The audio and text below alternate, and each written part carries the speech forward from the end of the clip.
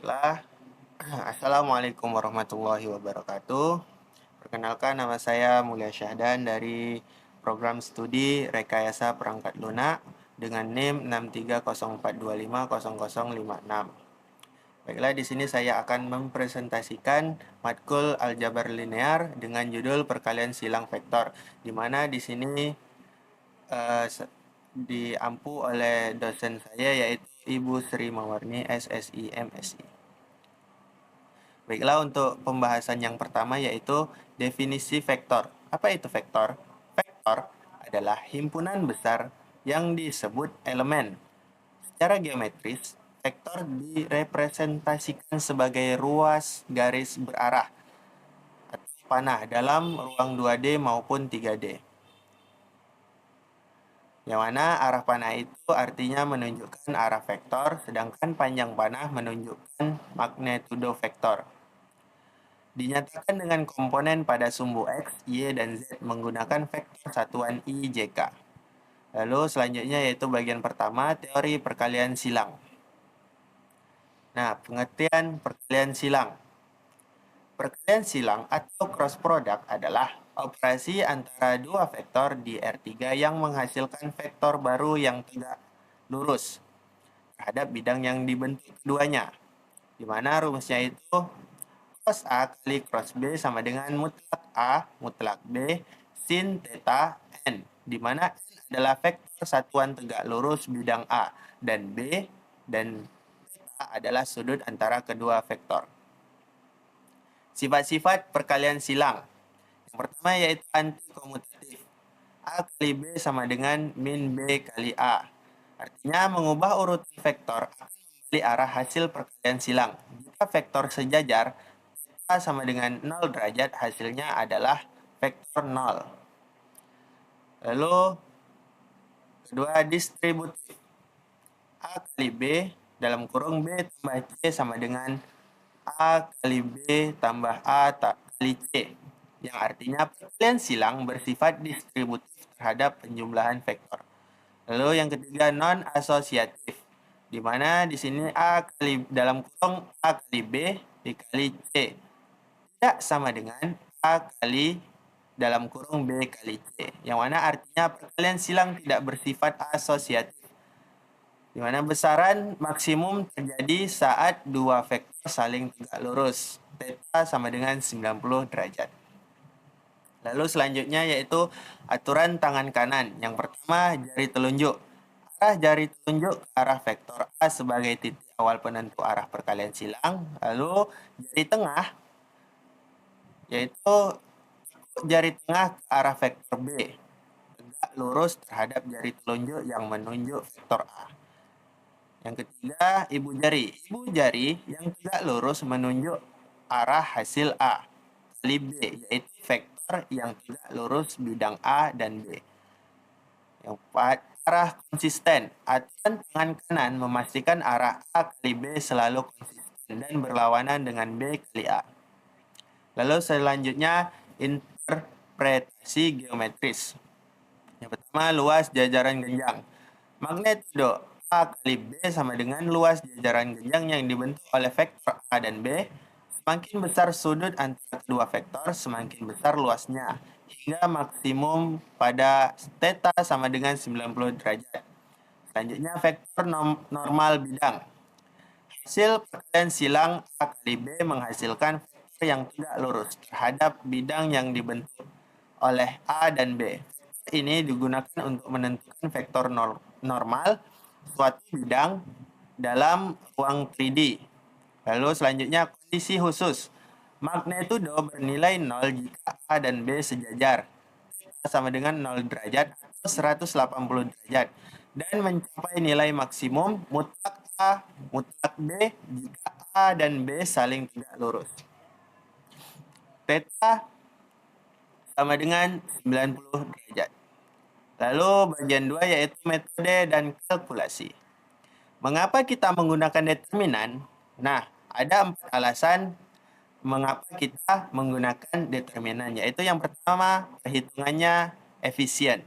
Metode determinan 3 kali 3 memberikan prosedur yang terstruktur dan efisien untuk menghitung perkalian silang dua vektor.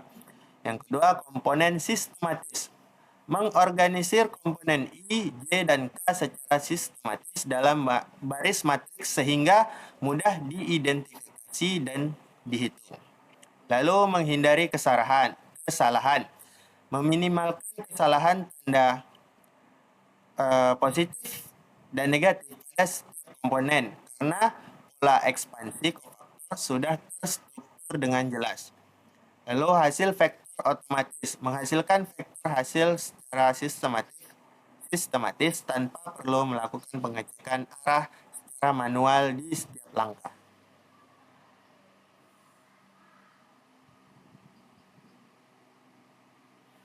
Baiklah, selanjutnya yaitu langkah perhitungan. Nah, di sini saya akan menjelaskan bagaimana cara menghitungnya. Yang pertama kita itu harus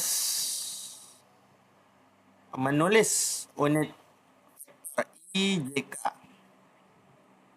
Nah, di sini kita harus menulis vektornya dulu menjadi I, J, K.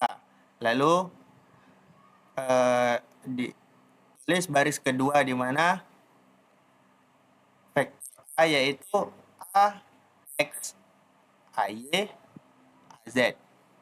Lalu menulis vektor ketiga yaitu vektor B di mana BX, BY, BZ. Nah, lalu menghitung setiap komponen dengan mencoret baris dan kolom yang sesuai, lalu hitung determinan sub matriks 2x2. Nah, jadi di sini jika kita ingin menghitungnya, kita harus mencoret kolom atau baris yang ingin kita cari. Dimana misalnya kita ingin mencari yang pertama itu plus I dalam kurung AY BZ dikurang AZ BY. Nah, di sini kita harus mencoret dulu baris dan kolom I terlebih dahulu. Nah, di sini kita coret. Nah, dengan kita mencoret ini kita mendapatkan matriks 2x2. Lalu langsung saja kita hitung di mana AY dikalikan ke BZ. Lalu dikurang AZ dikalikan ke BY. Oke. Begitu juga seterusnya. Sampai di komponen plus K. Nah, di sini langsung saja kita ke contoh soal nomor 1. Diketahui A sama dengan 4I ditambah 2J dikurang 3K. Lalu B sama dengan min 2I ditambah 5J ditambah 2K. Nah, di sini yang pertama kita ubah dulu menjadi matriks. Nah, di sini saya sudah mengubahnya menjadi matriks di mana kita mendapatkan I, JK, lalu A-nya itu 4, 2, min 3, lalu B-nya itu min 2, 5, 2. Nah, di sini yang pertama kita ingin mencari komponen I. Jadi, kita harus mencoret baris I dan juga kolom I. Nah, setelah kita mencoretnya, maka kita akan mendapatkan 2 min 3, 5, 2. Di mana di sini rumusnya yaitu AY BZ dikurang AZ BY. Nah, di sini AY-nya adalah ini, 2. Lalu BZ-nya adalah 2 juga. Jadi, di sini langsung saja kita kalikan di mana 2 dikali 2 sama dengan 4. Nah, kita dapat nilainya 4. Lalu selanjutnya kita mencari AZ dikali BY. Di mana AZ-nya di sini yaitu min 3 dan BY-nya 5. Nah, jadi min 3 dikali 5 sama dengan min 15. Maka dapatlah kita hasilnya yaitu plus dalam kurung 4 dikurang dalam kurung min 15. Lalu kita jumlahkan langsung, yaitu 4 tambah 15 sama dengan 19. Maka dapatlah kita komponen I-nya yaitu 19. Lalu kita melanjutkan ke komponen J. Nah, di sini kita akan mencari komponen J. Jadi kita akan mencoret baris J dan juga kolom J. Nah, perlu kita ingat bahwa J ini adalah minus. Jadi kita harus mencarinya dengan tanda minus, yaitu minus dalam kurung AX dikali BZ dikurang AZ dikali BX. Nah, di sini AX-nya adalah 4. Lalu BZ-nya 2. Yang dimana 4 kali 2 sama dengan 8. Lalu selanjutnya yaitu AZ, dimana di sini AZ-nya adalah min 3. Lalu BX-nya min 2. Nah, dimana min 3 dikali min 2 sama dengan 6. Lalu setelah kita mendapatkan hasilnya yaitu 8 kurang 6 sama dengan 2. Dan di sini kita ada tanda negatif, jadi kita menambahkannya menjadi min negatif 2. Jadi hasil akhirnya atau hasil komponen J-nya adalah min 2J. Oke, selanjutnya kita akan mencari komponen K.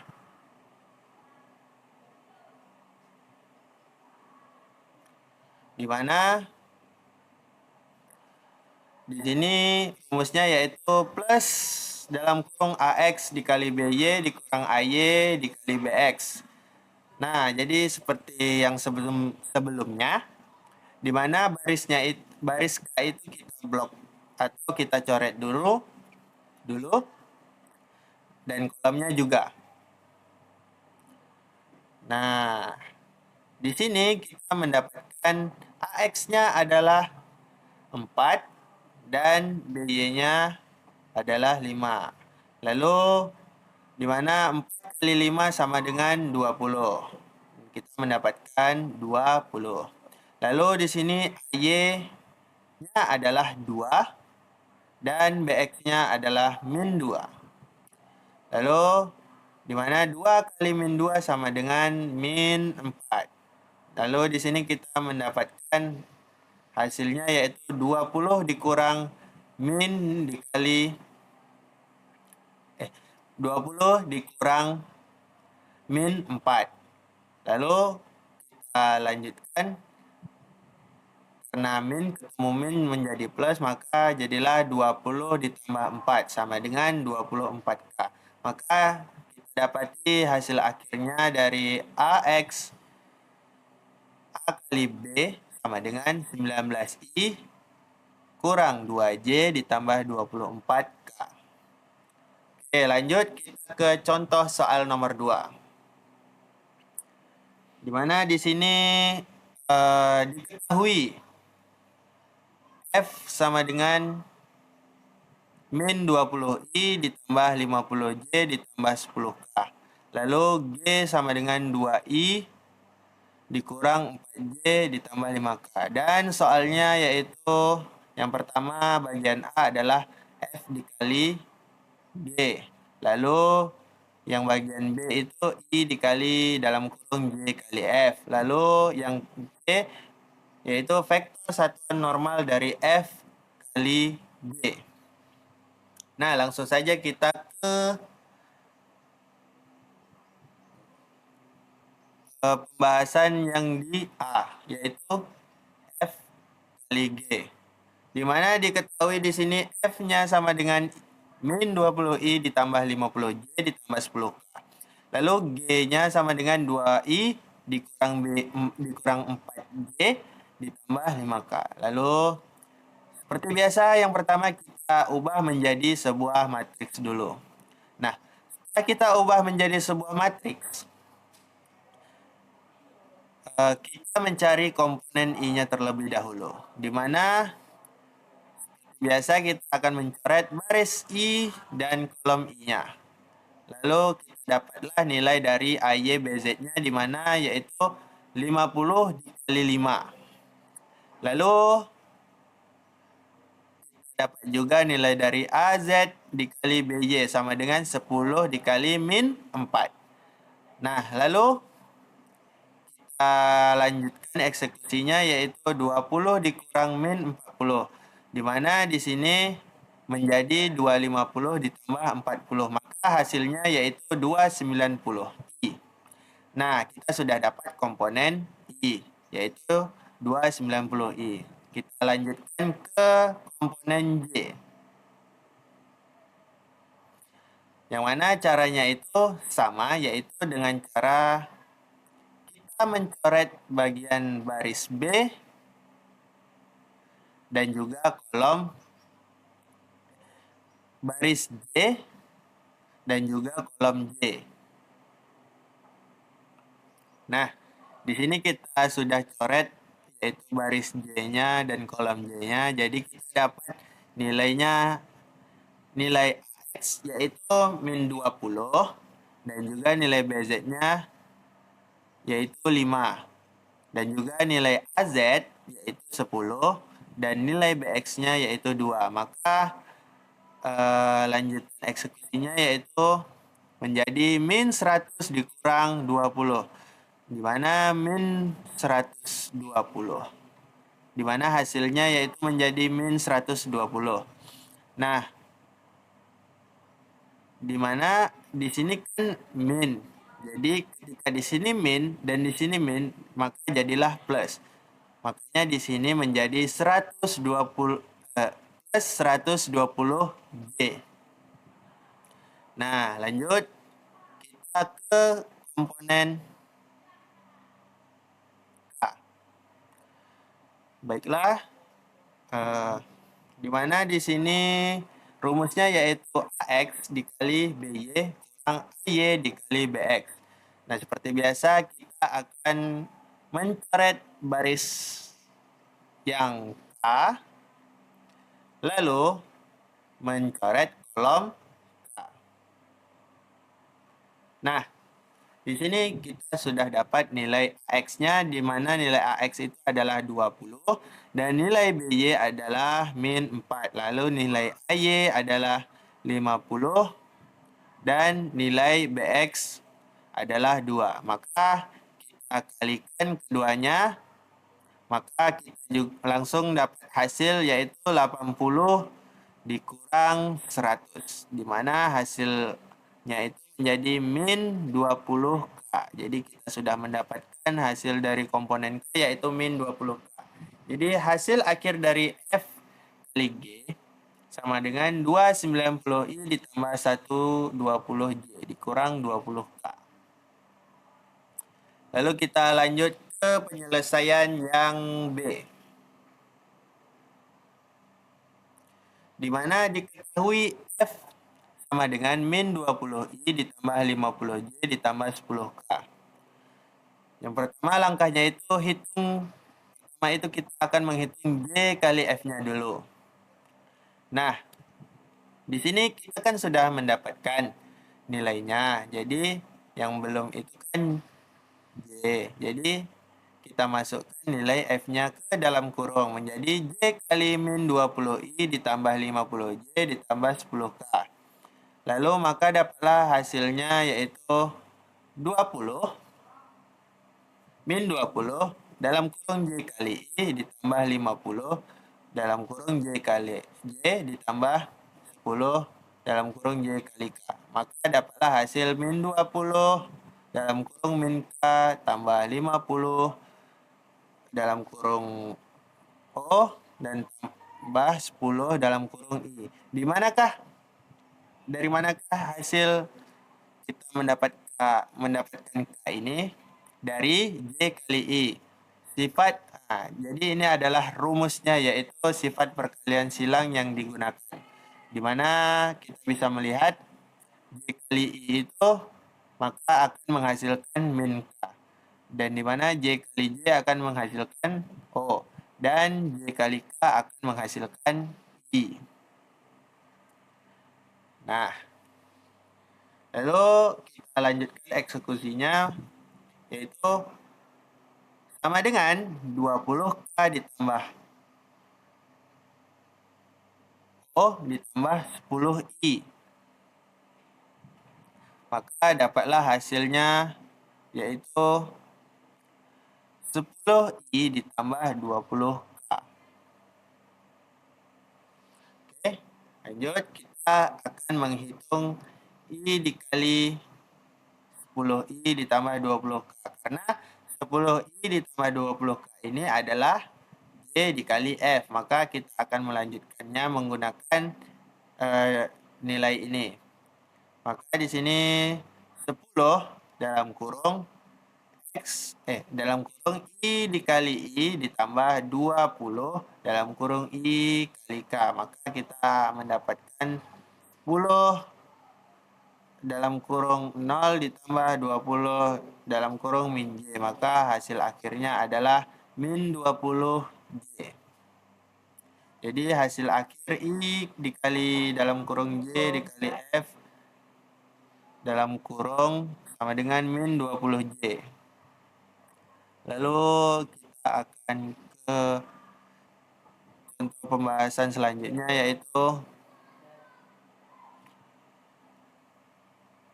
di bagian C dari penyelesaian A, di mana F kali J sama dengan 290I ditambah 120J dikurang 20K.